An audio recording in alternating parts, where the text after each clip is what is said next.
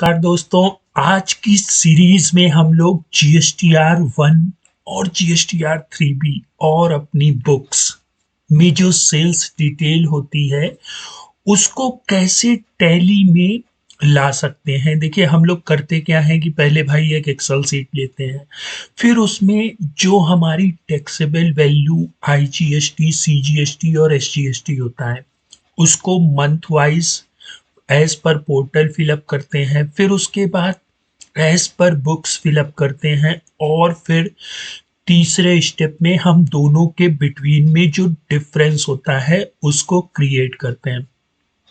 दोस्तों ये सीरीज आपको विदाउट एक्सेल हेल्प, ठीक है, मतलब आप बिना एक्सेल की हेल्प से और विद एक्सेल की हेल्प से, दोनों की हेल्प से आप लोग ये चीजें टैली सॉफ्टवेयर में कर सकते हैं। तो चलिए देखते हैं कैसे हम लोग इन चीजों को कर सकते हैं। तो जब हम लोग मंथली सेल्स कर लेते हैं, है ना, सबसे पहले डिटेल को कहाँ फिलअप करते हैं भाई? जीएसटीआर 1 में।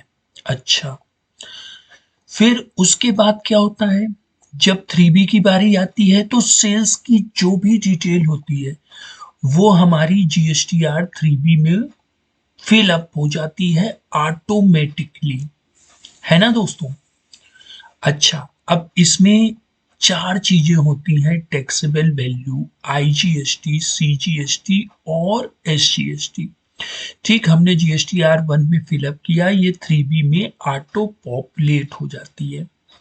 ठीक, हम लोग करते क्या है कि एक एक्सेल सीट लेते हैं, फिर यहाँ पे हम लोग मंथली, भाई अप्रैल में क्या था, मई में क्या था, जून में क्या था, है ना, टैक्सेबल वैल्यू कितनी थी, आई कितनी थी, आईजीएसटी, सीजीएसटी और एसजीएसटी ये कितना था, ये हम लोग यहाँ पे मंथ वाइज फिलअप कर लेते हैं। फिर इसके बाद हम लोग एज पर बुक्स में भी यही चीज फिलअप कर लेते हैं कि टैक्सेबल वैल्यू कितनी थी, आईजीएसटी कितना था, सीजीएसटी और एसजीएसटी कितना था। ये एज पर पोर्टल होता है, ये एज पर बुक्स होती है, और फिर इसके बाद हम लोग यहाँ पर डिफरेंस निकालते हैं कि भाई इस टैक्सेबल वैल्यू से इस टैक्सेबल वैल्यू में कोई डिफरेंस तो नहीं है। मतलब ओवरऑल मेरे कहने का मतलब समझिए, ये तो मैंने एक एग्जांपल लिया है, ऐसी ही बहुत सी चीजें जो हम लोग एक्सेल में फिलअप करते हैं।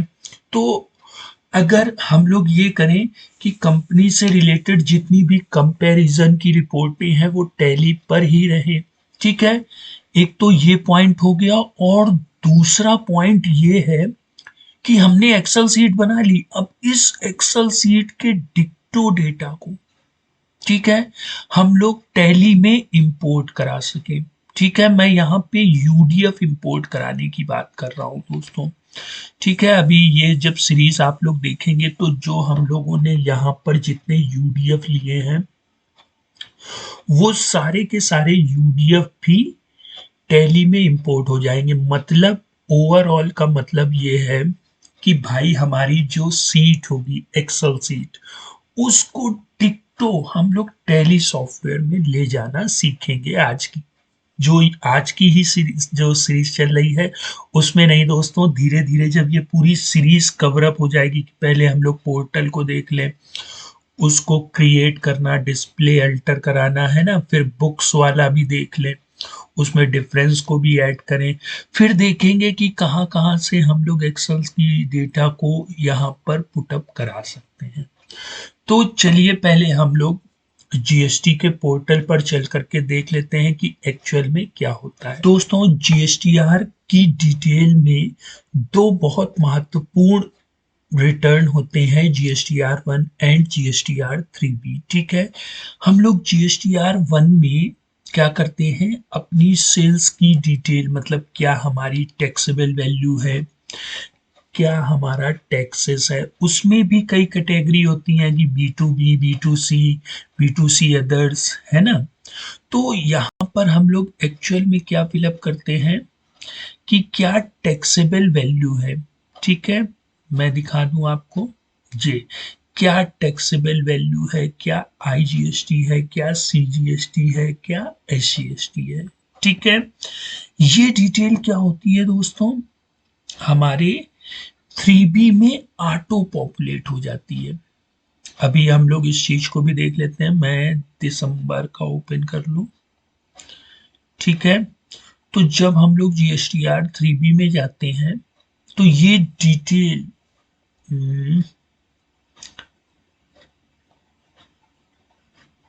ये देखिए, ये 3B में हमारी total taxable value, total IGST, total CGST and total SGST GSTR 3B में क्या होता है, ऑटो पॉपुलेट हो जाता है, ठीक है। दोस्तों, हम लोग जानते हैं कि सेल्स की डिटेल्स को GSTR 1 में फिल किया जाता है। For example, taxable value IGST, CGST and SGST।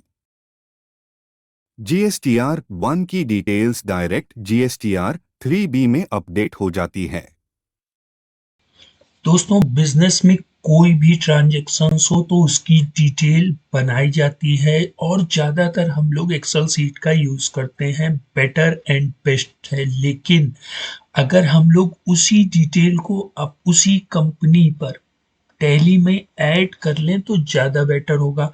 क्योंकि मान लीजिए अगर एक सीए फर्म है जहाँ पे 500 या 50 कंपनीज का भी वर्क होता है, तो उन्हें 50 एक्सेल सीट बनानी होंगी। लेकिन अगर वो उन सभी डिटेल को एक्सेल सीट बनाते हैं, अच्छी चीज़ है। लेकिन अगर टैली पर वही चीज़ जोड़ दें, मैं यहाँ सिर्फ जीएसटी की बात नहीं कर रहा हूँ, और भी चीज़ों को, ठीक है। तो उन सभी दिक्कतों को देखते हुए मैंने यहाँ पर एक ये छोटी सी शुरुआत की है। देखिए, इस चीज़ को समझिएगा। जब हम लोग जीएसटी हब की एक मेन्यू आइटम क्रिएट कर लेंगे, नहीं क्रिएट कर सकते हैं तो आप मेरे प्रीवियस वीडियो को वॉच करिए, उसमें मैंने हर एक चीज को डीपली कई बार बताया है, ठीक है। फिर भी अगर नहीं समझ में आता है तो मैं वापस से इन सब चीजों के लिए फिर से एक नए प्लेलिस्ट की शुरुआत कर दूंगा। तो देखिए, जैसे ही जीएसटी हब पर क्लिक करेंगे तो जीएसटी हब का एक मेन्यू आइटम और जीएसटी कंपेयर रिपोर्ट ओपन हो जाएगी। फिर यहाँ पर जब हम लोग जीएसटी कंपेयर रिपोर्ट पर क्लिक करेंगे तो सेल्स पोर्टल वर्सेस बुक्स को क्रिएट और डिस्प्ले करा सकते हैं। जब हम लोग क्रिएट पर जाएंगे तो देखिए, यहाँ पे हमें नेम ऑफ मंथ को सिलेक्शन करने का प्रोसेस दिखेगा। फिर टैक्सेबल एज पर पोर्टल कितना है, IGST as per portal, CGST और SGST, ये सारी डिटेल्स हमको यहाँ पर शो होंगी। और यहाँ से हम इन डिटेल को डिस्प्ले भी करवा सकते हैं, ठीक है। कि अप्रैल मंथ में कितनी टैक्सेबल वैल्यू थी, क्या IGST, क्या CGST, क्या SGST था। ये गलत फिलअप है दोस्तों, है ना। हम लोग मान लेते हैं 2400 टैक्सेबल और 120, 240, ठीक। तो यहाँ से हम लोग इसको एडिट भी कर सकते हैं और चाहे तो डिलीट भी कर सकते हैं। अब दोस्तों, हमें एक्सेल सीट में बार बार जाने की ज़रूरत नहीं रहेगी, हम लोग यहीं पर ही इन चीज़ों को फिलअप कर लेंगे। अब दोस्तों, आगे आने वाली सीरीज में क्या करेंगे कि हम लोग इस पूरी डिटेल को, देखिए, एक्सेल सीट जब हम लोग प्रिपेयर करेंगे तो उस एक्सेल डेटा को यहाँ पर इंपोर्ट करा लेंगे with the help of UDF.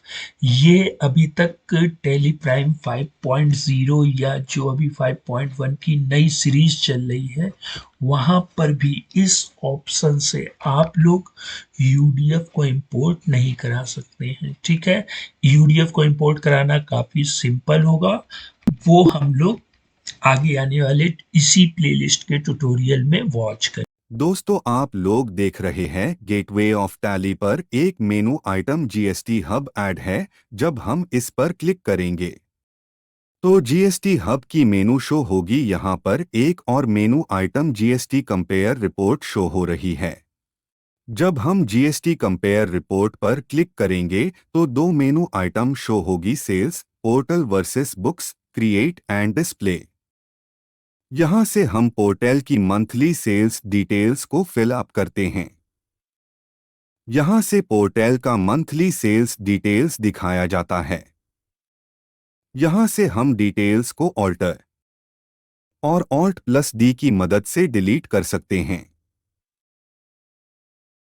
दोस्तों, अगर हमें गेटवे ऑफ टैली में कोई भी मेन्यू आइटम ऐड करनी है तो उसका सिंपली कोड है has menu gateway of tally, है ना, फिर उस आइटम का नाम। अब हमें उससे मेन्यू ओपन करानी है या रिपोर्ट डिस्प्ले कराना है या किसी चीज को अल्टर कराना है, ठीक है, तो वो चीज हम लोग यहाँ पे लिख देंगे। जैसे हमें मेन्यू शो करानी है तो मैंने यहाँ मेन्यू जीएसटी हब लिखा, तो जैसे ही जीएसटी हब पर क्लिक होगा तो एक मेन्यू ओपन हो जाएगी जीएसटी हब के नाम से।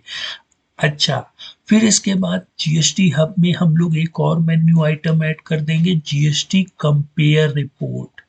ठीक है, तो जैसे ही अब यूजर इस पर क्लिक करे तो फिर एक अनदर मेन्यू ओपन होनी चाहिए, मेन्यू जीएसटी कंपेयर रिपोर्ट। तो आप लोग देख सकते हैं जीएसटी कंपेयर रिपोर्ट पर जब हमने क्लिक किया तो एक नई और मेन्यू आइटम ऐड हुई जीएसटी कंपेयर रिपोर्ट पर।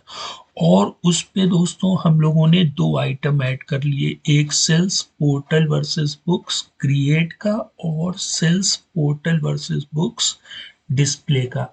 अब यहाँ पे हमने मेन्यू को क्या ऑप्शन दे दिया कि भैया क्रिएट कलेक्शन, और नीचे वाली मेन्यू पर दे दिया कि डिस्प्ले करा दें, है ना। तो यहाँ से देखिए ये क्रिएट हो रहा है कलेक्शन और यहाँ से डिस्प्ले हो रहा है। ठीक, अब हम लोग कोड को चाहे तो इसी के नीचे लिख सकते हैं या इन दो जो चीजें हैं, एक तो क्रिएट कलेक्शन और दूसरा डिस्प्ले, इसको दो पार्टों में डिवाइड कर सकते हैं, है ना। तो इसलिए हमने दो फाइलें ले ली, एक तो ये वाली जिससे हम लोग क्रिएट करेंगे और दूसरी जिससे हम लोग डिस्प्ले कराएंगे, और दोनों को हम लोग क्या कर देंगे, इंक्लूड। इस कोड में इंक्लूड मतलब अब ये सेम फोल्डर पर रहेंगी, ठीक है, लेकिन डिफरेंट डिफरेंट फाइलों में। ये देखिए ये C R L E D call हो गया और ये C R L E D R E P हो गया। ये मेन काम क्या करेगा, ये हमें कलेक्शन को क्रिएट करने में हेल्प करेगा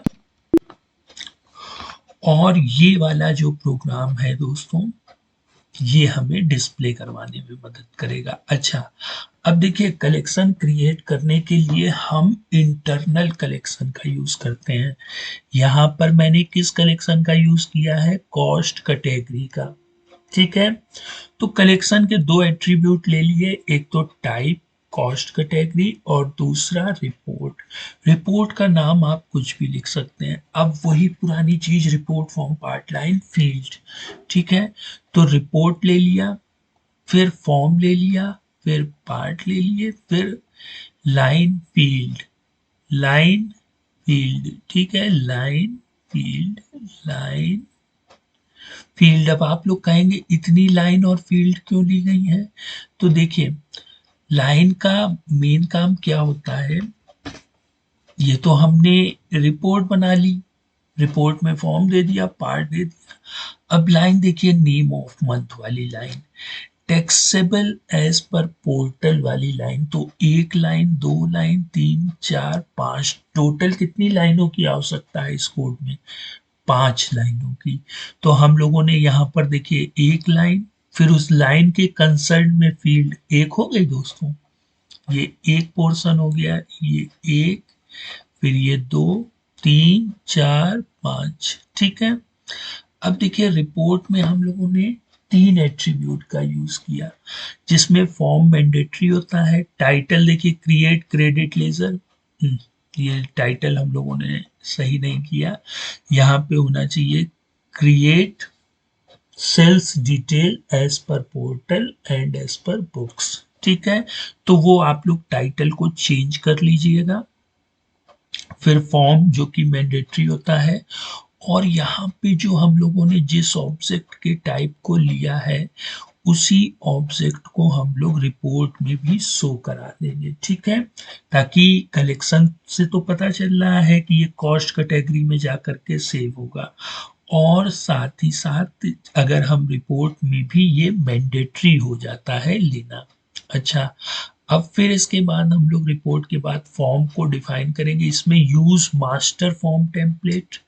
मैंने आप लोगों को बता रखा है कि आप लोग यहाँ देख रहे हैं F2 अदर मास्टर्स, है ना, और जितना कंटेंट है उतना ही शो हो, तो हम लोग फॉर्म में यूज मास्टर फॉर्म टेम्पलेट का यूज कर लेते हैं। फिर इसके बाद पार्ट को डिफाइन करेंगे। पार्ट में देखिए पहली लाइन, दूसरी लाइन, तीसरी लाइन, इन लाइनों का नाम आप कुछ भी रख सकते हैं, चौथी लाइन एंड पांचवी लाइन।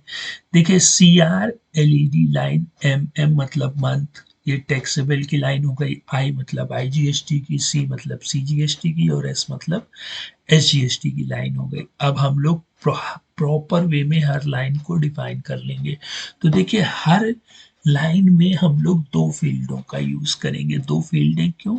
क्योंकि एक तो बताएगी कि क्या चीज फिलअप करनी है और दूसरी फील्ड में हम लोग अपने डेटा को फिलअप करेंगे। तो देखिए अगर हम लोग इस लाइन की बात करें तो यहाँ पे देखिए नेम ऑफ मंथ, ये तो मीडियम प्रॉम्प्ट हो गया, डेवलपर मोड में है, देखिए कर्सर ले जाएंगे तो हर फील्ड का नाम मैंने मीडियम प्रॉम्प्ट रखा है, ठीक है।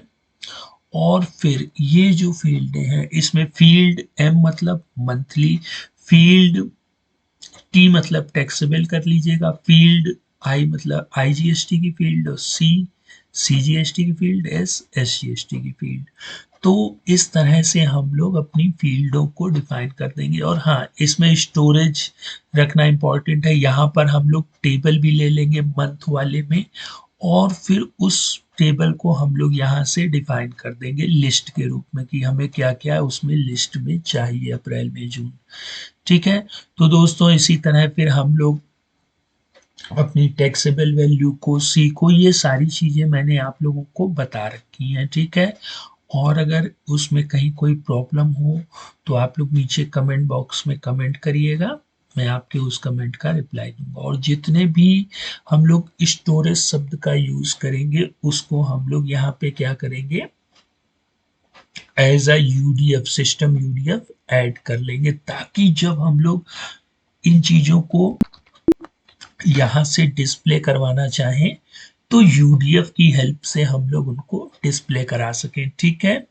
दोस्तों, इसके लिए आप लोग एक ब्लैंक टेक्स्ट फाइल ले लें और स्क्रीन पर दिखाए गए कोड को लिख लें। यह कोड टैली में मेनू सिस्टम क्रिएट कर देगा। दोस्तों, फिर हम लोग कलेक्शन को क्रिएट करेंगे। फिर हम लोग रिपोर्ट फॉर्म पार्ट लाइन और फील्ड को डिफाइन करके टैली स्क्रीन क्रिएट करेंगे। दोस्तों, यह कोड एक स्क्रीन बनाता है जहां आप मासिक सेल्स डिटेल्स जोड़ सकते हैं।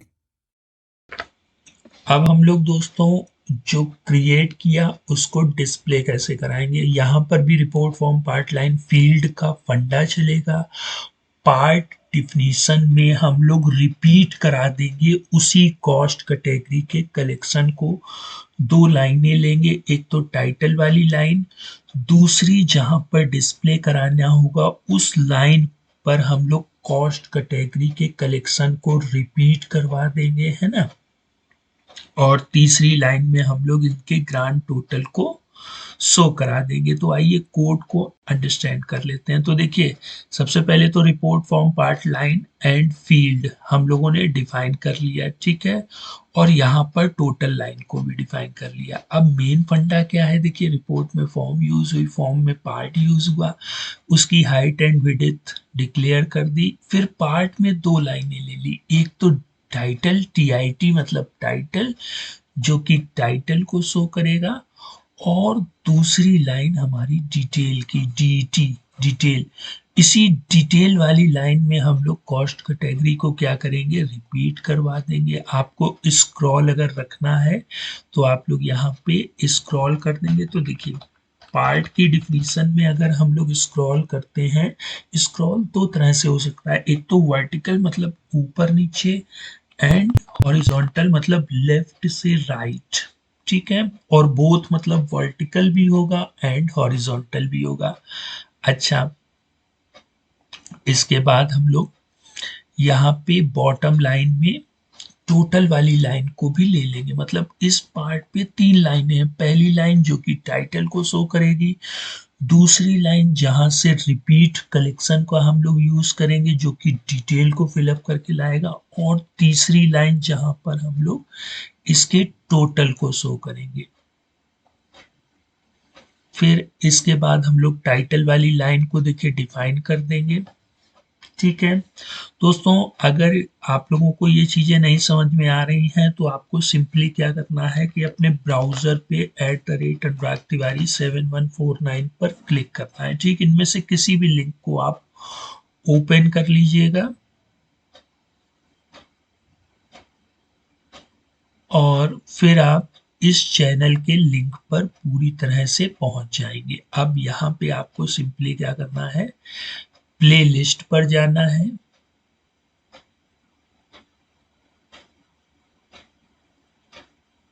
और फिर इस प्लेलिस्ट से आपको दोस्तों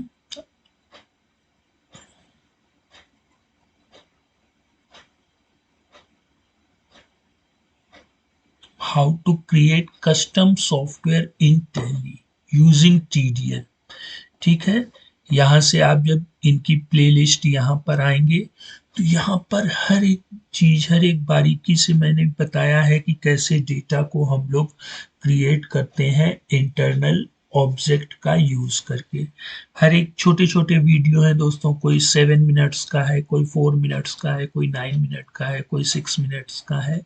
ठीक है, तो हर एक चीज कैसे हम लोग अदर अदर कलेक्शन को लिंकअप करते हैं, यहाँ से ये चीजें भी आप अंडरस्टैंड कर सकते हैं। अच्छा, अब फिर दोस्तों ये लाइन वगैरह कैसे डिक्लेयर्ड हुई है, कैसे बनी है, कैसे फील्ड क्रिएट हुई है, कैसे हमने इसमें इंटर करने पे वही अल्टर का ऑप्शन, अगर अप्रैल पे क्लिक करते, मान लेते हैं जुलाई पे क्लिक करते हैं, तो वही चीज कैसे अल्टर होकर के ओपन हो जाती है, ये भी मैंने वहां पर बताया। और डॉलर सिंबल की हेल्प से, डबल डॉलर लाइन मतलब क्या होता है, डॉलर क्यों लगाया हमने सिस्टम UDF पे, ये सारी चीजें मैंने आप लोगों को वहां पर बताई हैं।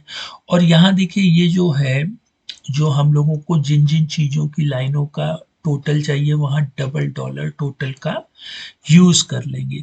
तो दोस्तों ये एक सारांश था आज के ट्यूटोरियल का। ठीक है, आप इसकी प्रैक्टिस करिएगा, कैसे क्रिएट करते हैं और कैसे इसको डिस्प्ले कराते हैं। ठीक है, अब हम लोग नेक्स्ट सेशन में इसके अनदर पार्ट को समझेंगे और साथ ही साथ हम लोग एक्सेल के पूरे डेटा को यहाँ पर कैसे लाते हैं वो भी मैं आपको बताऊंगा। मतलब UDF, जो टैली में UDF बना हुआ है, उसकी वैल्यू हम लोग एक्सेल से खींच करके कैसे। तो दोस्तों आज हम लोगों ने पोर्टल की सेल्स डिटेल्स को क्रिएट, डिस्प्ले, अल्टर और डिलीट करना सीख लिया है।